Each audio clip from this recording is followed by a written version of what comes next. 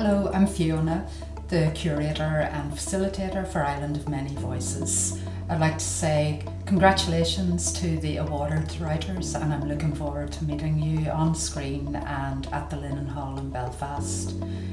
Also, a big thank you to the Linen Hall in Belfast and to Dublin UNESCO City of Literature for making this programme possible. This All Ireland initiative is a collaboration between two UNESCO creative cities with a strong tradition of public library service provision, namely the Linen Hall Library in Belfast and Dublin City Libraries, which is part of Dublin City Council. And while developing readers is a core activity for libraries, this creative writing programme amplifies the significant role of the writer in the reading experience, which is enjoyed by so many library users.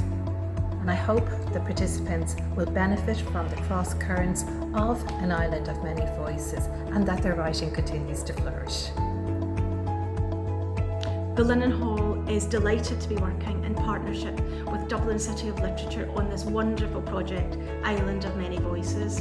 And we are especially looking forward to the live event which will take place here in the library on Friday the 20th of March.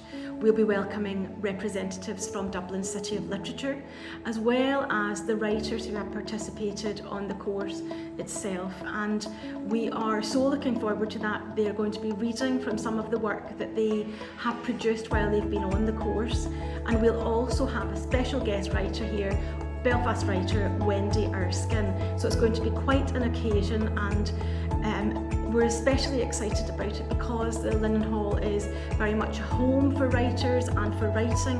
We're home to a wonderful array of literary archives from Louis MacNeice and Joan Lingard, Sam Hannibal, right through to contemporary writers such as Moira Donaldson, Bernie McGill and David Park. So it's very excited about Island of Many Voices and what's going to be happening over the next few months.